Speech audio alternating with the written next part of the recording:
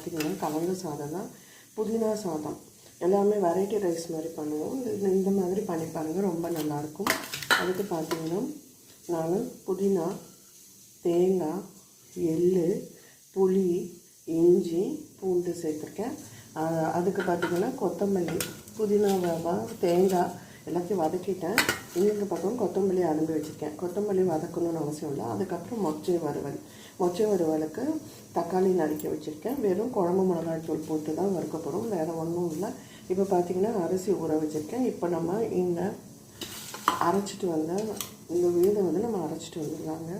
இதில் சேர்த்துருக்கிறது பார்த்திங்கன்னா புதினா ஒரு கட்டு, தேங்காய் ஒரு பத்தை, எள் 3 ஸ்பூனு, அதுக்கப்புறம் பார்த்திங்கன்னா புளி, இஞ்சி, பூண்டு, அவ்வளோதாங்க. இப்போ நம்ம இதை அரைச்சிட்டு வந்துடலாம். அரைச்சிட்டு வந்த பிறகு கலந்து விட்டு சாதம் வடிச்சிட்டு அதுக்கப்புறம் தாளித்து கொட்டினா போதும், ரெடி ஆகிடும். மிக்ஸி ஜாரில் சேர்த்துக்கலாம். குழந்தைங்களுக்கு கூட இந்த இது நல்லா தாராளமாக கொடுக்கலாங்க. 1 வயசு குழந்தைங்களுக்கு கூட நல்லா நெய் விட்டு கசரி கொடுக்கலாம். இதுக்கு தேவையான அளவு உப்பு சேர்த்துக்கலாம். இப்போ நான் இதை அரைச்சி எடுத்துகிட்டு வந்தேன்.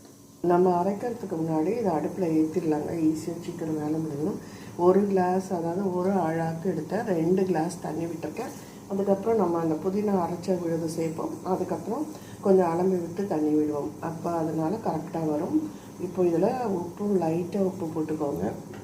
நம்ம புதினாவில் உப்பு போட்டு அரைக்கிறோம், அதனால் இதில் லைட்டாக கொஞ்சம் உப்பு போட்டுக்கோங்க. 4 ஸ்பூன் உப்பு போட்டு கொஞ்சமாக 1 ஸ்பூன் எண்ணெய் விட்டு வேக வச்சு எடுத்துக்கலாம். அது கொதிக்கட்டும். அதுக்குள்ளே நம்ம அரைச்ச வேக இதில் சேர்த்துக்கலாம். இப்போ பார்த்திங்கன்னா துவையல், அதாவது இந்த புதினா அரைச்சாச்சு. இப்போ இதை நம்ம குக்கரில் சேர்த்துக்கலாம். இப்போ பார்த்திங்கன்னா குக்கரில் சேர்த்தாச்சு. நல்லா கலந்து கொடுத்துட்டு வேக வைக்கணும்.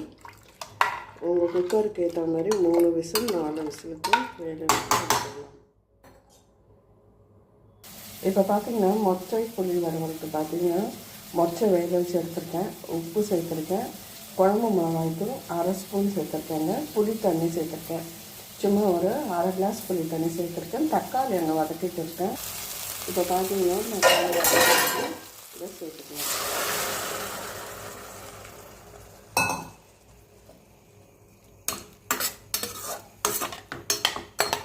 சேர்த்து கொஞ்ச நேரம் இதுலேயே அதை நல்லா கொதித்து அந்த தண்ணி, புளி தண்ணியெல்லாம் இதில் சேர்ந்துட்ட பிறகு நம்ம வறுத்து எடுக்கலாம்.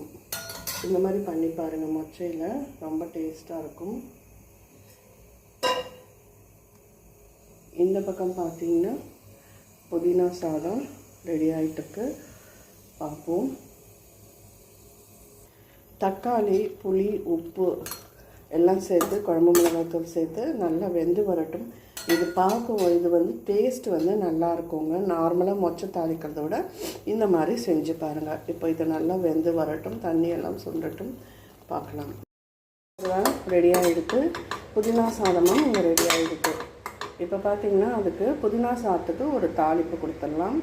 மொச்சை வழிச்சு எடுத்துகிட்டு புதினா சாதத்துக்கு தாளிச்சிடலாம். இப்போ பார்த்திங்கன்னா இதில் 1 ஸ்பூன் நெய் விட்டுக்கோங்க. நெய் இல்லைன்னா நீங்கள் நெய் வேண்டாம்னு நினச்சிங்கன்னா நல்லெண்ணெய் விட்டுக்கோங்க. குழந்தை கொடுக்கும்போது நெய் சேர்க்கும்போது அந்த சாதம் ரொம்ப நல்லாயிருக்கும். நெய் விட்டுருக்கேன். கடலைப்பருப்பு தேவைப்பட்டால் நீங்கள் போட்டுக்கலாம். நான் கடலைப்பருப்பு சேர்க்கல. கடுகு, உளுத்தம்பருப்பு, பச்சை மிளகாய், கருவேப்பிலை.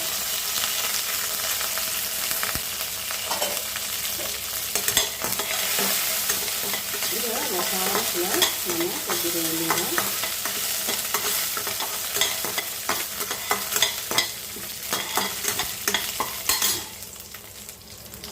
இப்போது நம்ம அடுப்பை ஆஃப் பண்ணிக்கலாம். இப்போது ரைஸ் ஓப்பன் பண்ணிக்கலாம். பாருங்கள், சூப்பராக புதினா சாதம் ரெடி ஆகிடுது.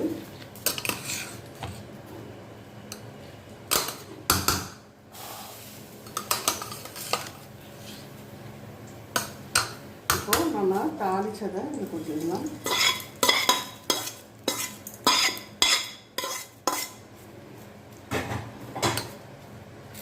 கொட்டி ஒரு புரட்டிடுங்க.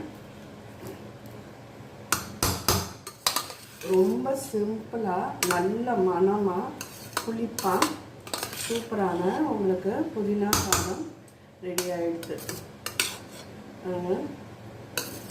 வெரைட்டி ரைஸ் மாதிரி மசாலா எப்போவுமே நார்மலாக செய்கிற மாதிரி பிரியாணி அந்த மாதிரி செய்யாமல் இந்த மாதிரி ஒரு தடவை நீங்கள் கண்டிப்பாக ட்ரை பண்ணி பாருங்கள். அவ்வளோதாங்க, சூப்பராக புதினா சாதமும் அதோட மொச்சை வறுவலும் ரெடி ஆகிடுச்சு. கண்டிப்பாக நீங்கள் ட்ரை பண்ணி பாருங்கள். இந்த வீடியோ பிடிச்சிருந்தால் லைக் பண்ணுங்கள், ஷேர் பண்ணுங்கள், சப்ஸ்கிரைப் பண்ணுங்கள், கமெண்ட் பண்ணுங்கள். நன்றி, வணக்கம்.